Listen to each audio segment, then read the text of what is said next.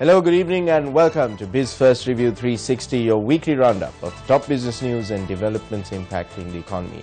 This week, the political arena heated up with ministers and MPs trading accusations over who had received money from Perpetual Treasuries Limited and associated firms and their owner, Arjun Aloysius.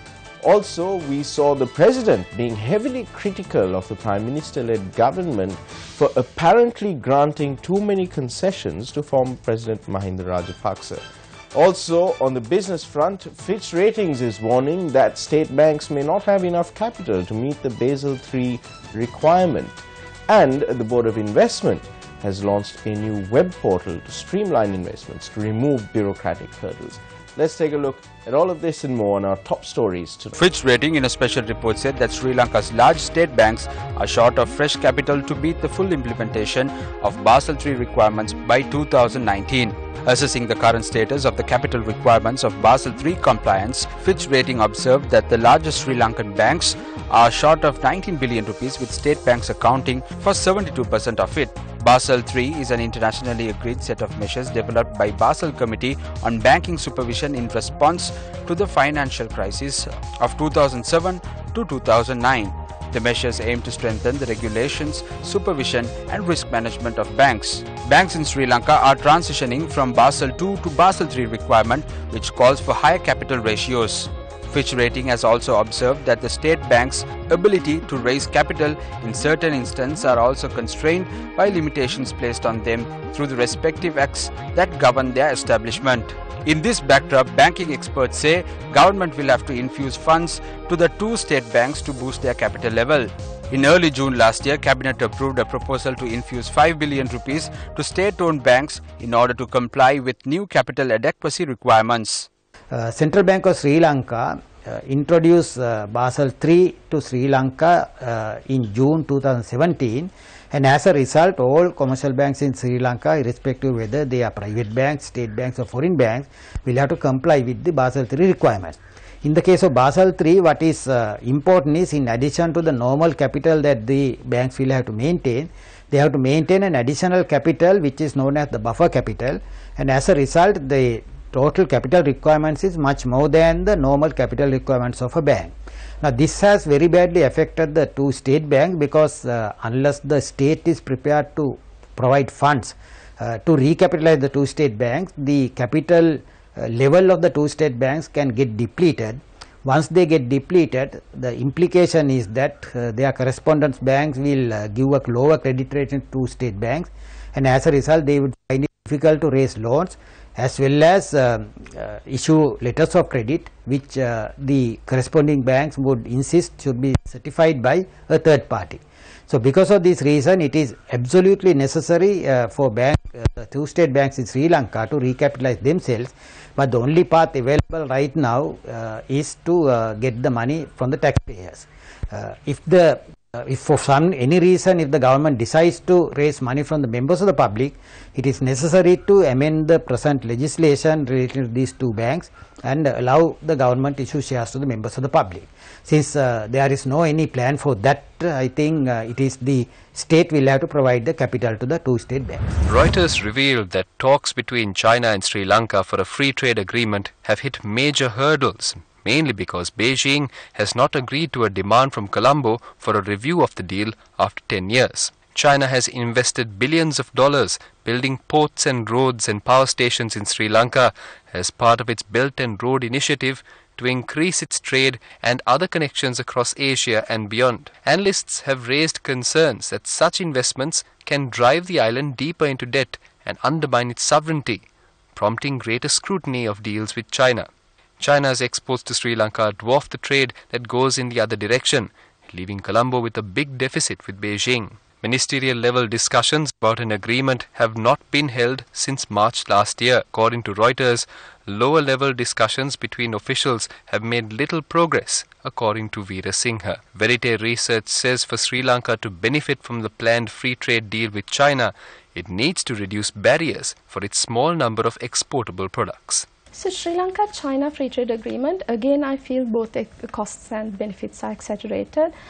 China is a large market. $1.6 billion worth of goods are imported by China. It is the second largest export market in the world. It accounts for 10% of world import share. It is only next to the United States. It's the largest market in the world. And Sri Lanka exports only 2% of its exports to this huge market that is poised to overtake United States in the next decade or so. So there is, of course, improving market access to China is very important because China is relatively still highly protected with over 10% average import duty. However, we must also, it will benefit only if we assume that our only problem, why we are not exporting to China is because there are tariffs. Unfortunately, the critiques of the agreements also don't raise this vital question, how important it is to increase both domestic and foreign investments into this country to enhance our production capacity and competitiveness. Tea exporters say the decision taken by the United States to unilaterally abandon the nuclear deal with Iran is likely to put a damper on Sri Lankan tea exports. Sri Lanka's total tea production for the first quarter of 2018 stood at 74.23 million kilos in comparison to 66.88 million kilos for the same period last year. During the quarter, Sri Lanka exported 5.56 million kilos against 6.09 million kilos in the same period last year. The embargo applies only to, in our case, only to the exchange of currency, specifically the US dollars, via banks that are under scrutiny in Iran. Unfortunately, almost all the banks in Iran are under scrutiny. So therefore, we are going to have a big problem in transacting business on US dollar. The Sri Lankan tea exports to Iran fell 19% to 27.4 million kilos for the full year 2017 from the year before. During the first quarter of 2018, Iraq emerged as the #1 market for Sri Lankan tea with exports of 6.61 million kilos, up from 7.47 million kilos same quarter last year, followed by Turkey with 9 million kilos, up by 7.18 million kilos. The trade embargoes now imposed strictly by the US did not happen overnight. But unfortunately, the highest in our land, the decision-making bodies, took it quite comfortably that things may not go to that level. It is typical of Sri Lankan decision-making authorities to wait until a debacle to happen to find solution. Was Sri Lanka better prepared this time around to face the floods and landslides triggered by the onset of the southwest monsoon? That's coming up next. Stay with Biz First. Welcome back to the program. Was Sri Lanka better prepared this time around to face disaster situations arising from the onset of the southwest monsoon? Shahin Jurangpati spoke to Firzan Hashim of the Asia-Pacific Alliance for Disaster Management to find out more. We are joined by the Country Director of the Asia-Pacific Alliance for Disaster Management, the Country Director Firzan Hashim. Mr. Hashim, thank you very much for joining us on the show. Thank you for the invite. Is Sri Lanka better prepared, and will Sri Lanka be better prepared? Now, this has been an occurrence over the past couple of years. Sri Lanka has been quite prone to floods with the slightest rainfall and tends to experience more landslides. So how would you suggest the impact has been with the rains this time around? This has become actually, Shahin, the new norm, and we have seen the rains causing havoc, going back to floods and then the landslide as well. If you see the 2016 year and the 2017 years, I personally feel that we are much better prepared than we were in the last 2 years.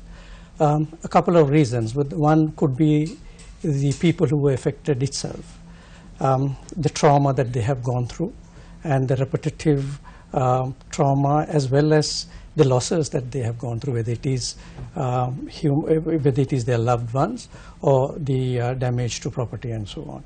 Second is the government as well as the private sector and the others around who have seen that this is becoming the new norm, and how can we mitigate these disasters. So I think in one way we would see that we are better prepared now, but there is a long way to go. And if you ask me the question of whether we could be better prepared in the coming years, there's a lot more to do.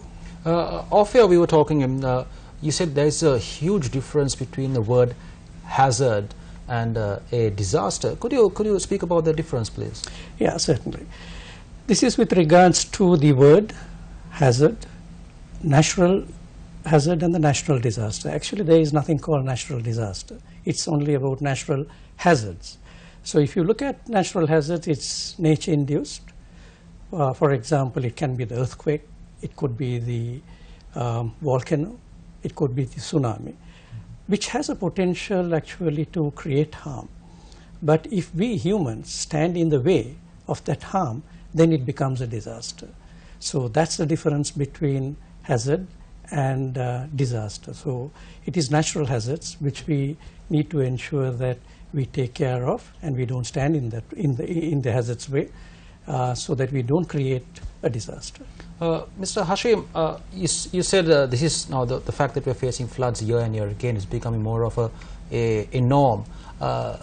So what do you suggest is the reason for this pattern for us, for Sri Lankans to go through this trauma year and year again, to leave their homes, to gain shelter, at different camps, at different temples, schools, so on and so forth? What could be the reason behind this pattern, so to speak?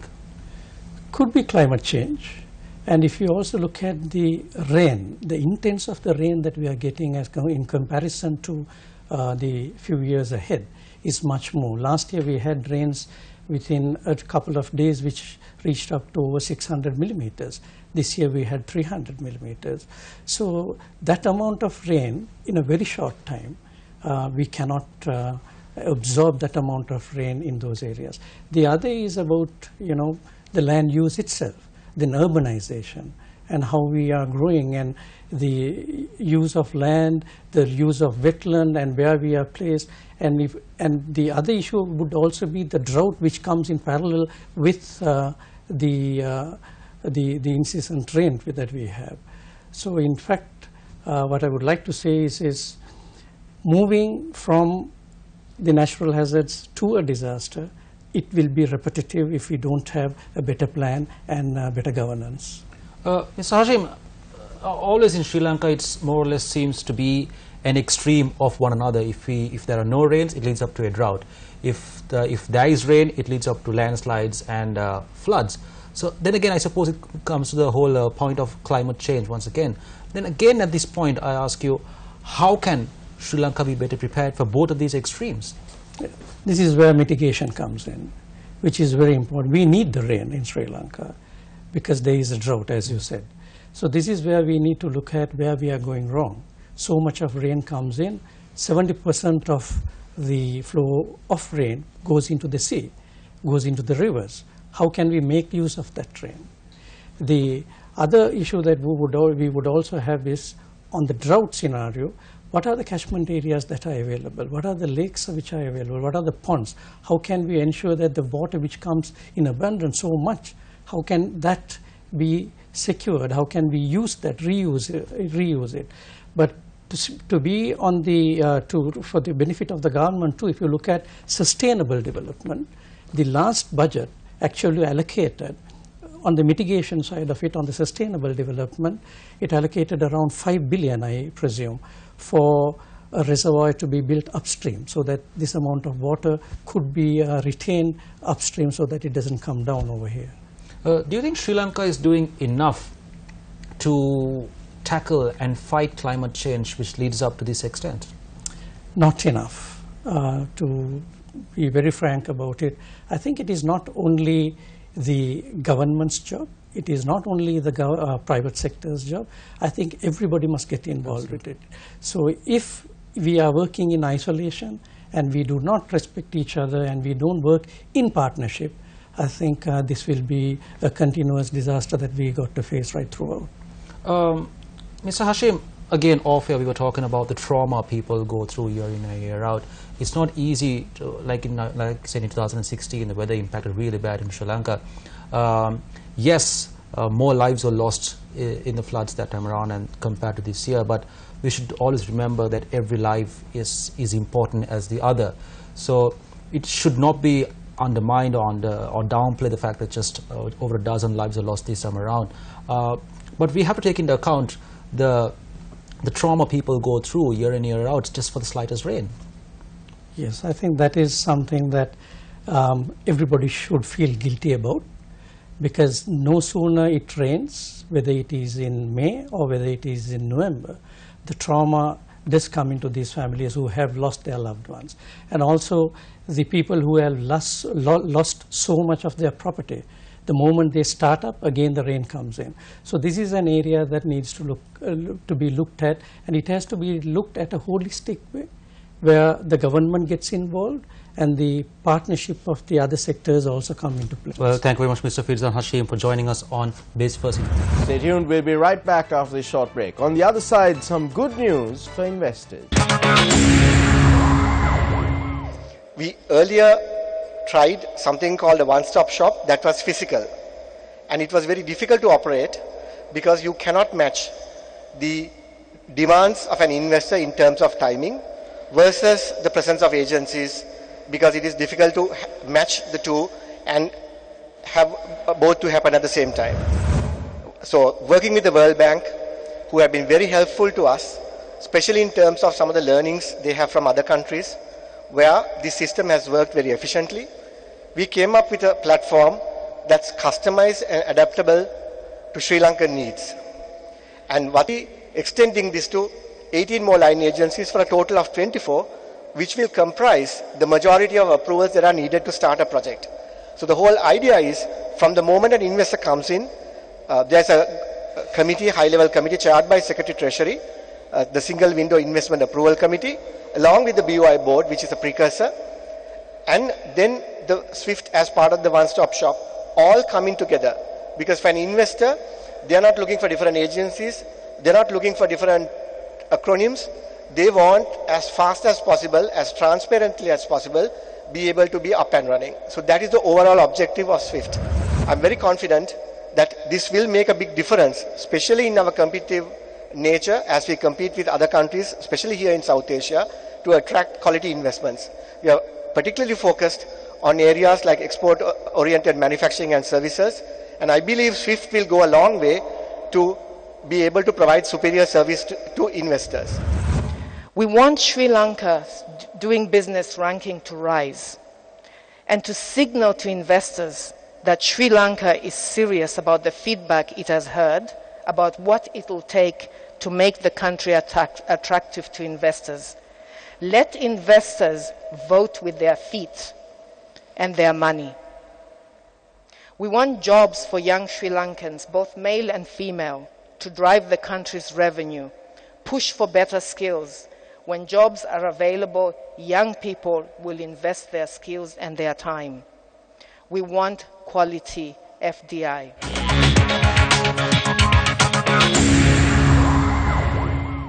And that's a wrap of Biz First Review 360 for tonight. Don't forget to look us up on Facebook. I'll see you again, same time, same place next week. Until then, good night and good luck.